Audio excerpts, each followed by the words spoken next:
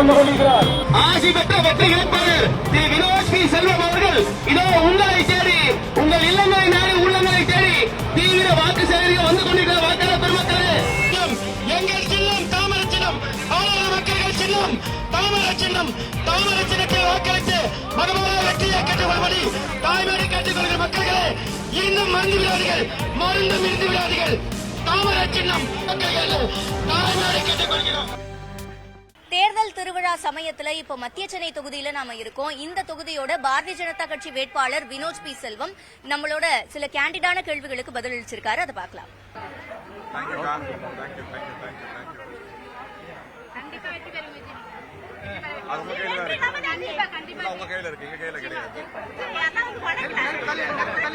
ஆர்த்தி எடுக்கிறாங்க, மேல சத்தம், ஒரு திருவிழா ஃபீல் தானே நமக்கு இருக்கு. உங்களுக்கு இந்த நேரத்துல என்ன உணர்வுகள் சார் இருக்கு? இது மக்களோட ஒரு வெளிப்பாடு, ஒரு எதிர்பார்ப்போட வெளிப்பாடு. பல ஆண்டு காலமா ஏமாந்துட்டாங்க, இப்ப உணர்றாங்க நம்மளை ஏமாத்திட்டாங்க இந்த திராவிட ஆட்சியாளர். குறிப்பாக சென்ற முறை எம்பியா தேர்ந்தெடுக்கப்பட்ட தயாநிதி ஒரு பெரிய மெஜாரிட்டியில வந்து ஓட்ட கொடுத்தாங்க. என்ன நம்பி கொடுத்தாங்கன்னா நம்ம வாழ்க்கை முன்னேறும் சொல்லி. ஆனா 5 ஆண்டுகள்ல அவர் போட் கிளப்ல புதுசா வீடு கட்டிட்டாரு. இவங்க வீடு மாறல. அன்னைக்கு எந்தபடி கஷ்டப்பட்டு இருந்தாங்களோ இன்னைக்கு அதே மாதிரி கஷ்டப்படுறாங்க. புயல் வந்தாலும் சரி, மழை வந்தாலும் சரி, பாதிக்கப்படுற இவங்களால தான். வெயில் அதிகமா அடிச்சாலும் சரி, தண்ணி எல்லாம் பாதிக்கப்படுற இவங்க தான். ஒரு எம்பியா இந்த மக்களுக்கு எத்தனை முறை பார்லிமெண்ட்ல குரல் கொடுத்திருப்பார் என்கின்ற கேள்வி மக்கள் மனசு வர ஆரம்பிச்சிச்சு. ஒரு போன வருடம் செப்டம்பர் மாசம் எல்லாம் பாத்தீங்கன்னா 4000 கோடி பேக்கேஜ பத்தி மேயரமா பெருமையா பேசிட்டு இருந்தாங்க. இப்ப அந்த 4000 கோடி எங்க என்ற கேள்வி வந்து இந்த மிச்சிகன் புயல் வரும்பொழுது வெளிப்படையா வந்துருச்சு. ரொம்ப பாதிப்புக்கு மக்கள் உள்ளாகி இருக்காங்க. ஒரு பெரிய வெறுப்பு இருக்கு. வெறுப்புன்னு சொல்றதை விட அவங்களுக்கு அவங்களோட கஷ்டத்தை வெளிப்படுத்த தெரியல.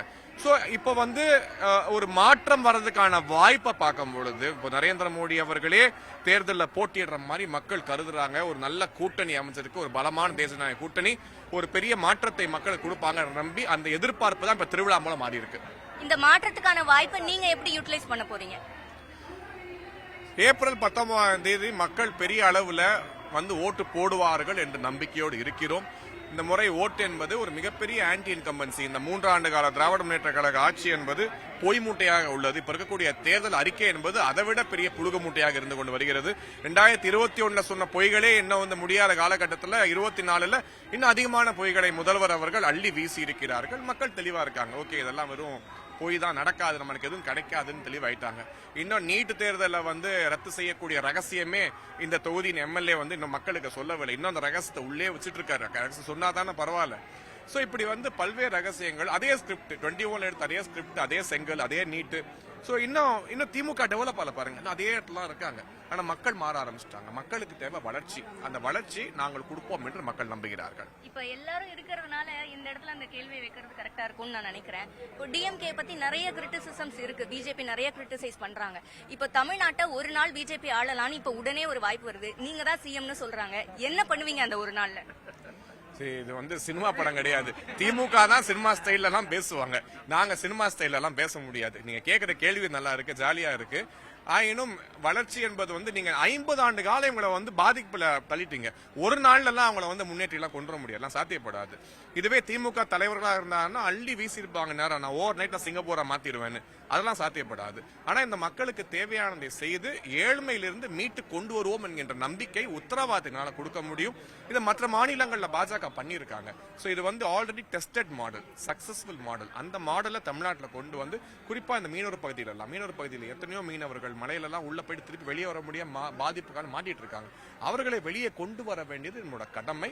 அதை செய்து காட்டுவோம் என்கின்ற நம்பிக்கையோடு மக்களை சந்தித்துக் கொண்டிருக்கிறோம்.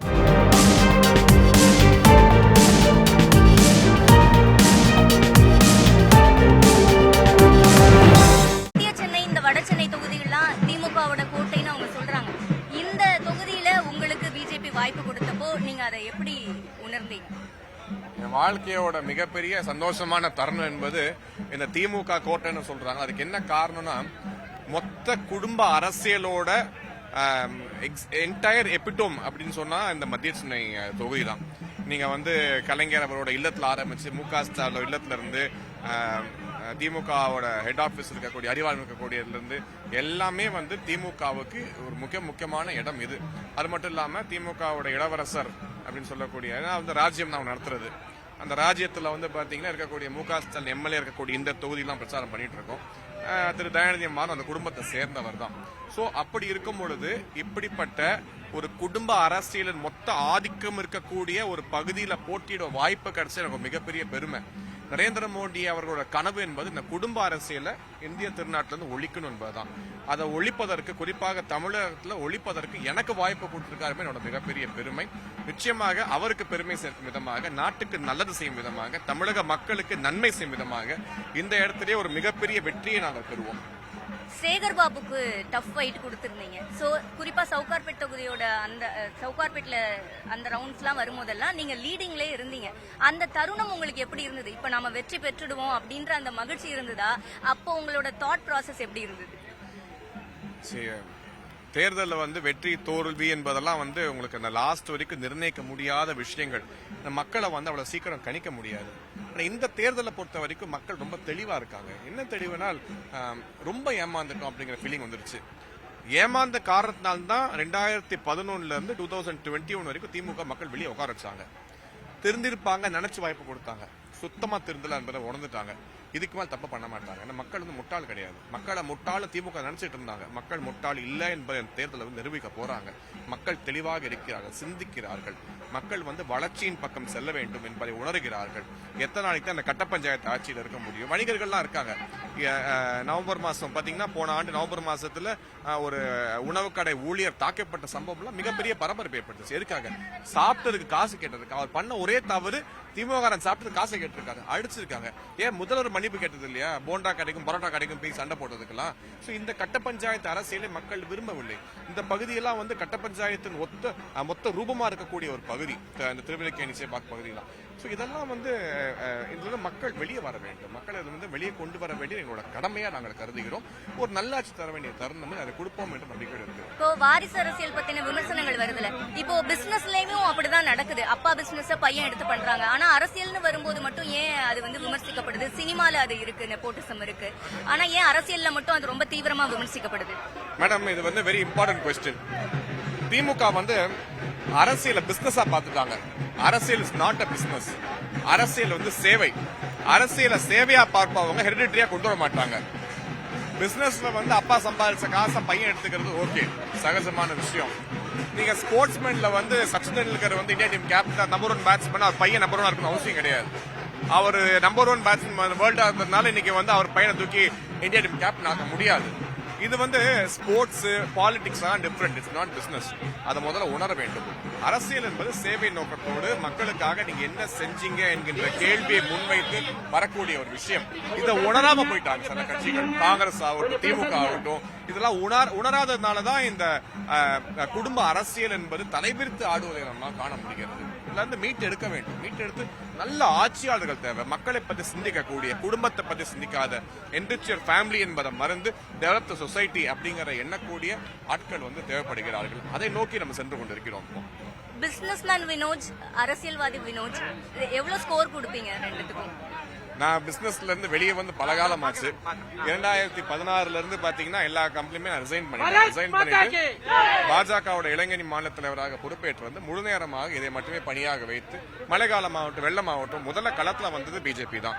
சோ இதை வந்து ஒரு மிகப்பெரிய பங்காக எடுத்து மக்கள் சேவையில வந்து எங்களை முழுமையாக உள்ள எடுத்துக்கொண்டு வந்து கொண்டிருக்கிறோம். நரேந்திர மோடி அவரோட திட்டங்களை மக்களுக்கு கொண்டு போய் சேர்த்துட்டு இருக்கோம். பல ஸ்கீம்ஸ் கொண்டு வந்துட்டு இருக்கோம். இந்தியா வந்து லேண்ட் ஆஃப் ஸ்கேம்ஸ், இந்த லேண்ட் ஆஃப் ஸ்கீம்ஸ் ஆக மாறி இருக்கு நரேந்திர மோடி ஆட்சி காலத்துல. சோ இதை முன்வைத்து நாங்கள் கொண்டு போயிட்டு இருக்கோம். சோ மக்களுக்கு சேவை செய்ய வேண்டும் என்ற ஒரே நோக்கத்தோடு நரேந்திர மோடி அவர்கள் வாய்ப்பை கொடுத்திருக்காங்க. நான் இங்க போட்டி போடுவது வினோத் செல்வமா கிடையாது, நரேந்திர மோடியோட நிழலாக, அந்த நிழலாக போட்டி போட்டு அண்ணாமலை அவர்கள் வந்த பிறகு ஒரு மிகப்பெரிய மாற்றம், ஒரு அரசியல் எழுச்சி. ஏன்னா யங்ஸ்டர்ஸ் எல்லாம் வந்து பைத்தியமா இருக்காங்க நரேந்திர மோடி அவர், அண்ணாமலை அவர்கள் நரேந்திர மோடி பின்னாடி. சோ இதை செய்ய வேண்டும் என்று எண்ணுகிறோம். செய்து நிச்சயமாக செய்து காட்டுவோம்.